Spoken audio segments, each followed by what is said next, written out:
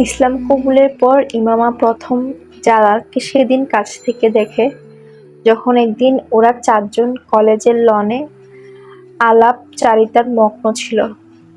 কোনো কাজে জালাল ওদের কলেজে এসেছে। সৌজন্যমূলক কথাবার্তা শেষ করে জয়নবকে নিয়ে একটু দূরে গিয়ে দাঁড়ায় সে। তার উপর থেকে চোখ সরাতে পারেনি ও। এক অজানা তৃপ্তি, আনন্দ ওকে ঘিরে ধরে। জয়নবের সাথে কয়েক মিনিট কথা বলে জালাল চলে যায়। তার গমন পথেও ততক্ষণ তাকিয়ে রইল যতক্ষণ না সে দৃষ্টিসীমার বাইরে চলে গেল। আশেপাশে থাকা অন্য সবাই তখন কি নিয়ে কথা বলছে ওর সেদিকে কোনো খেয়াল নেই। যারা দৃষ্টির আড়ালে চলে গেলে ঘোর কাটিয়ে নিজের পরিবেশে ফেরে। জালাল আনসারের সঙ্গে দ্বিতীয় দেখা জয়নবদের বাড়িতে। সেদিন কলেজ শেষ করে জয়নবের সাথে ওদের বাড়ি চলে আসে ইমামা।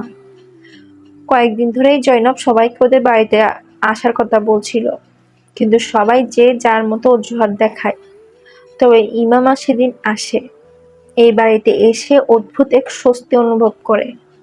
হয়তো এই অনুভূতির কারণে বাড়ির সাথে থাকা জালাল আনসারের সম্পৃক্ততা। ওকে ড্রয়িং রুমে বসিয়ে জয়নব কিচেনে চা বানাতে চায়। যারা ড্রয়িং রুমে এসে ইমামাকে দেখে চমকায়। অপরিচিত কেউ এখানে থাকতে পারে বলে আশা করেনি হয়তো। আসসালামু আলাইকুম, কেমন আছেন? হুট করে প্রবেশ করায় লজ্জা এড়ায় জালাল। ইমামা লাজুক চেহারা নিয়ে তাকে উত্তর দেয়। জয়নবের সাথে এসেছেন? জি, ইমামা বলল। জয়নব কোথায়? আমি ওকে খুঁজতে এসেছি, জানতাম না মেহমান আছে, ক্ষমা পাত্রী সুরে বলল জালাল। আপনি খুব সুন্দর নাত আবৃত্তি করেন, ইমামা মুখ ফসকে বলেই ফেলে। জালাল থমকে যায়। ধন্যবাদ। আপনি কোথায় শুনলেন? অবাক হয়ে জিজ্ঞেস করে। একদিন জয়নবকে কল করেছিলাম, ফোন যতক্ষণ হোল্ডে ছিল ততক্ষণ আপনার আওয়াজ পৌঁছায় আমার কাছে। এরপর জয়নবের কাছে আপনার ব্যাপারে শুনলাম।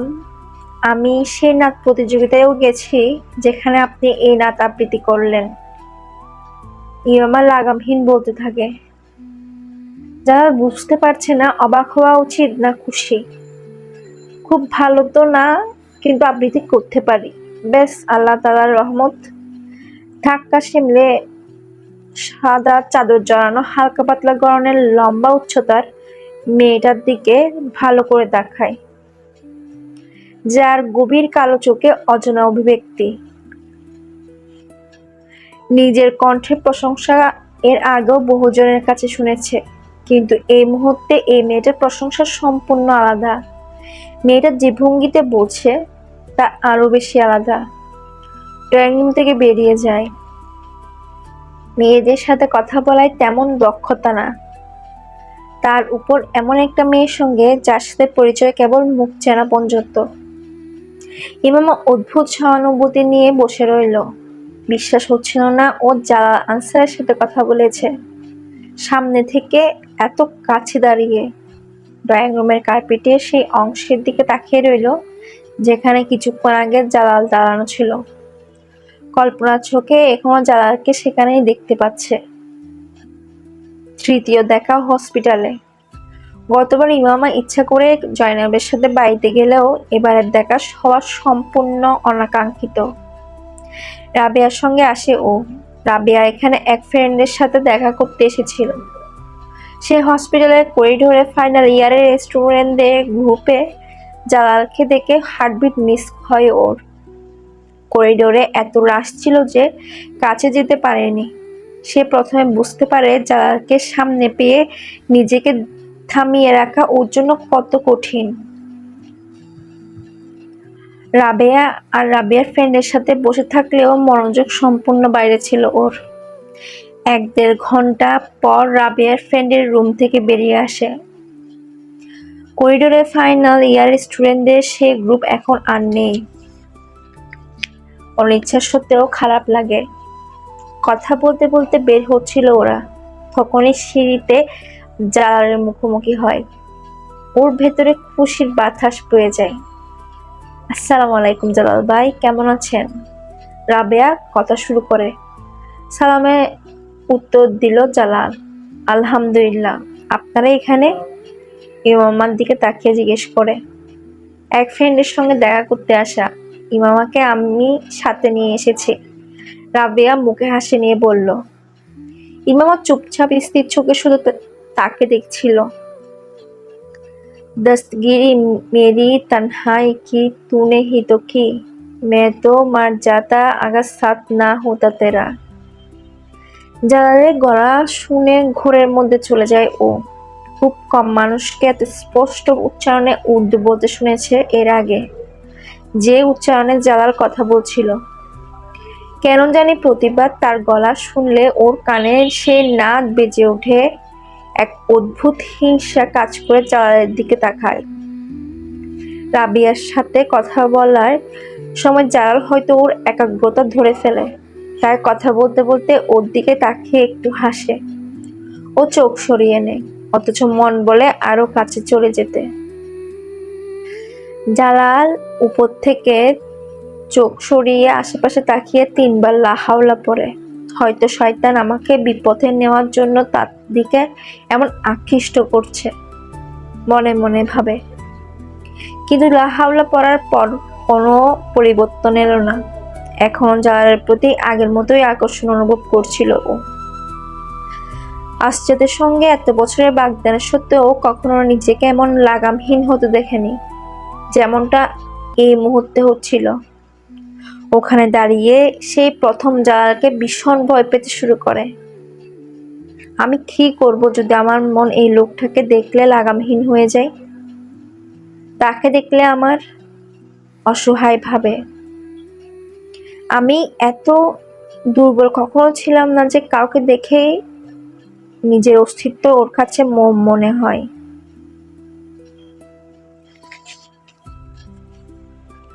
ভাই, আপনি ফ্রি আছেন? দরজায় আওয়াজ করে জয়নাব ভাইয়ের রুমে ঢোকে। হ্যাঁ, আসো। জালাল পর টেবিল থেকে ঘাড় ঘুরিয়ে বোনের দিকে তাকায়। আপনার জন্য একটা কাজ আছে। জয়নাব ভাইয়ের কাছে এসে বলল। কি কাজ? বোনকে জিজ্ঞেস করে জালাল। একটা ক্যাসেটে আপনার কণ্ঠে কিছু নাচ রেকর্ড করে নিতে হবে। যারা অবাক হয়ে বোনের অনুরোধ শোনে। কিসের জন্য? আমার ফ্রেন্ড ইমামা আপনার কণ্ঠর খুব পছন্দ, ও আবদার করেছে। আমিও রাজি হয়ে গেছি। যারা হাসে। কয়েকদিন আগে সাক্ষাতের কথা মনে পড়ে। এটা সেই মেয়েটা না যে আমাদের বাসায় এসেছিল? ওই মেয়েটাই। ইসলামাবাদ থেকে এসেছে। ইসলামাবাদ থেকে? হোস্টেলে থাকে? হ্যাঁ। পরিবার খুব নামকরা বা বড় এক শিল্পপতি, কিন্তু ওর সাথে চলাফেরা করলে মোটেও মনে হয় না। জয়নাব বান্ধবীর প্রশংসা করে। বেশ ধার্মিক মনে হয়। 2-1 বার তোমার সাথে দেখেছি। কলেজেও চাদর জড়িয়ে রাখে। এখনকার আবহাওয়ায় এখনো প্রভাব ফেলতে পারেনি। ভাই, ওর পরিবার খুবই ধার্মিক। যখন থেকে এসেছে এমনই দেখছি।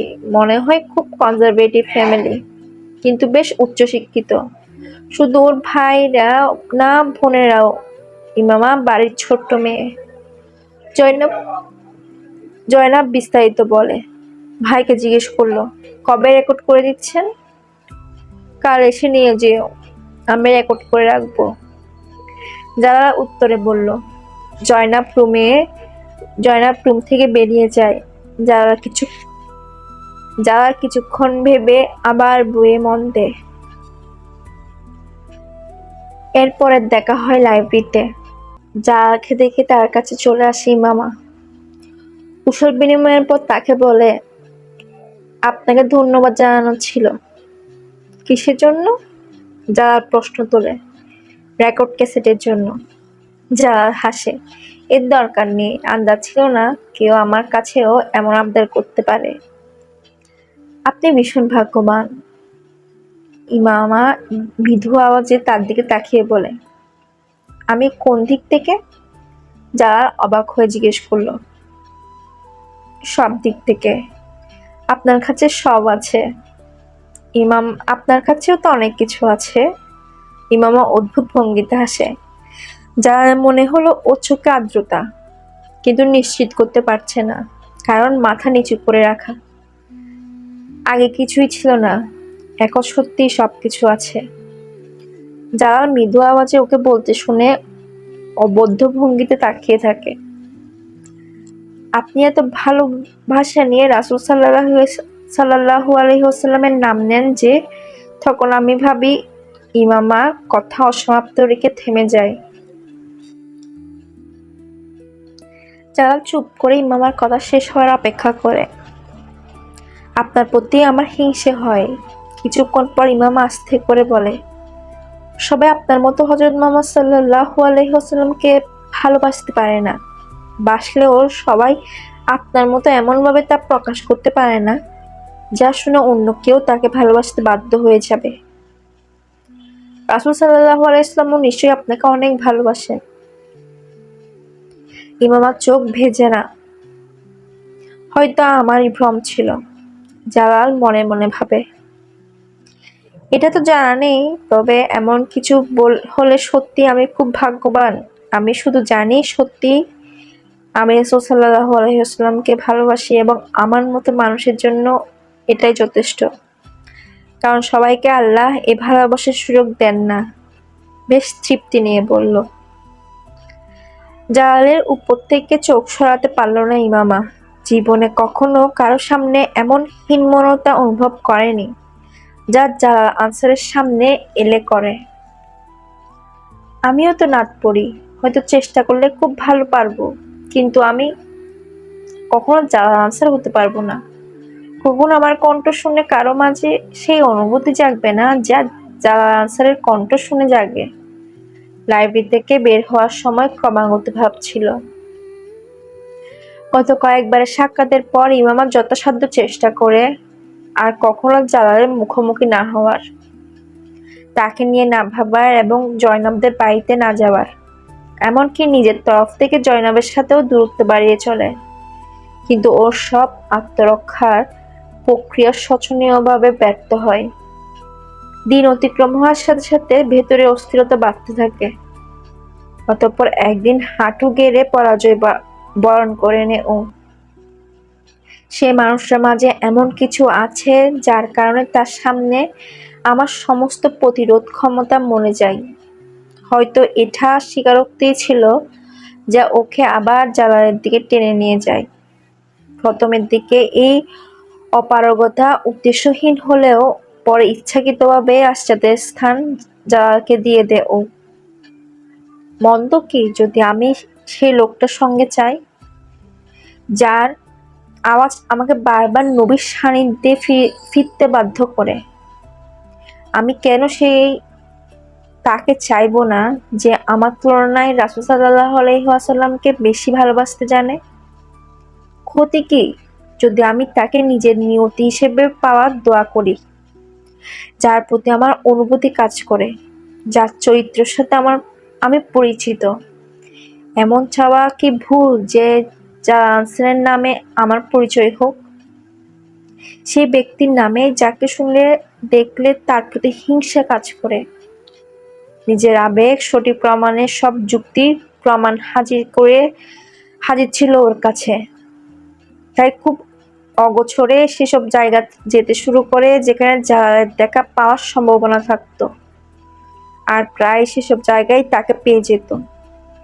জয়নাবকে তখন ফোন করতো যখন জালাল বাড়িতে থাকতো, কারণ বাড়িতে থাকলে সেই প্রথম ফোন রিসিভ করতো। দুজনের ছোট ছোট কথাবার্তা ক্রমশ দীর্ঘ হতে থাকে। এরপর দেখা করা শুরু হয়। জাভেরিয়া, রাবেয়া বা জয়নাব তিনজনের কেউ জালাল আর ওর মধ্যকার ক্রমবর্ধমান সম্পর্ক টের পায়নি। জালাল হাউস জব করছিল, তাই প্রায় তার হসপিটালে চলে আসতো ও। সরাসরি কেউ কাউকে ভালোবাসি না বললেও দুজনেই একে অপরের অনুভূতি সম্পর্কে ওয়াকিবহাল ছিল। জালাল জানতো ইমামা তাকে পছন্দ করে, আর এই পছন্দ সাধারণ পর্যায়ের না। ইমামাও জেনে যায় জালাল ওর প্রতি বিশেষ কিছু অনুভব করতে শুরু করেছে। জালাল নিজেকে এত ধার্মিক ভাবতো যে কখনো কল্পনা করেনি কোনো মেয়ের প্রেমে পড়ে যাবে। এমনকি শুধু প্রেম নয়, বরং এভাবে দেখা করবে। কিন্তু এসব বেশ নীরবেই এগোচ্ছিল। কখনো বোনকেও বলেনি ইমামার সঙ্গে তার আলাদা সম্পর্ক তৈরি হয়েছে। যদি স্বীকার করতো বা বলতো তাহলে জয়নাব নিশ্চয়ই ভাইকে ইমামার ঠিক হয়ে থাকা সম্বন্ধের ব্যাপারে সাবধান করে দিত। এর ফলে শুরুর দিকে ইমামা এমন কোনো সম্পর্কের ব্যাপারে জানলে সে অবশ্যই সতর্ক হয়ে যেত। তাতে এতদূর জড়িয়ে যাওয়ার প্রশ্নই আসতো না, যতদূর এখন হয়ে গেছে। এমনই এক সাক্ষাতে জালালকে বিয়ের প্রস্তাব দিয়ে বসে ইমামা। জালাল ওর সাহসে অবাক হয়। নিজে ছেলে হয়েও এখন পর্যন্ত সাহস করে এমন কিছু বলতে পারেনি। কিছুদিনের মধ্যে আপনার হাউস জব শেষ হয়ে যাবে, তারপর কি করবেন? ইমামা জিজ্ঞেস করে। তারপর আমি স্পেশালাইজেশনের জন্য দেশের বাইরে যাব, জালাল উত্তর দেয়। আর তারপর ফিরে এসে নিজে হসপিটাল দেব। বিয়ে নিয়ে কিছু ভেবেছেন? ইমামা পরের প্রশ্ন করে। জালাল হেসে উত্তর দেয়, বিয়ে নিয়ে সবাই ভাবে। কাকে বিয়ে করবেন বলে ভাবছেন? সেটা এখনো ভাবা বাকি। ইমামা কিছুক্ষণ চুপ থেকে বলল, আমাকে করবেন? যারা বনে যায়। এই প্রশ্নের মুখোমুখি হবে আশা করেনি। আমার কথা খারাপ লেগেছে? তার চুপ হয়ে যাওয়া দেখে ইমামা জিজ্ঞেস করে। জালাল নিজেকে সামলে বলল, না, এই প্রশ্ন আমার তোমাকে করা উচিত ছিল। তুমি আমাকে বিয়ে করবে? হ্যাঁ, ইমামা বিনা বাক্যে উত্তর দেয়। আর আপনি? আমি আমি হ্যাঁ, অফকোর্স। তোমাকে ছাড়া আমি অন্য কাউকে বিয়ে করতে পারি? এই বাক্যে ইমামার চেহারা উজ্জ্বল হতে দেখে জালাল। হাউস জব শেষ হলে বাবা মাকে তোমার পরিবারের কাছে পাঠাবো। ইমামা এবার চুপ হয়ে যায়। জালাল, যদি পরিবারের সম্মতি ছাড়া আমি আপনাকে বিয়ে করি? জালাল ওর কথার মানে বুঝলো না। মানে কি? হয়তো আমার বাবা মা এই বিয়েতে রাজি হবে না। তুমি তাদের সাথে কথা বলেছ? না, বলিনি। তাহলে কিভাবে বলছো? কারণ আমি ওদেরকে চিনি। জালাল কিছুটা চিন্তায় পড়ে। ইমামা, আমি কখনো ভাবিনি আমাদের বিয়েতে তোমার বাবা মায়ের আপত্তি থাকতে পারে। আমার মনে হয় না এমন কিছু হবে, কিন্তু এমন হতে পারে। আপনি শুধু এটুকু বলুন, এমন পরিস্থিতি তৈরি হলেও আপনি আমাকে বিয়ে করবেন কিনা? জালাল চুপ করে রইল কিছুক্ষণ। ইমামা অস্থিরতা নিয়ে তাকিয়েছিল তার দিকে। অবশেষে জালাল নীরবতা ভাঙে। হ্যাঁ, তখন আমি তোমাকে বিয়ে করব।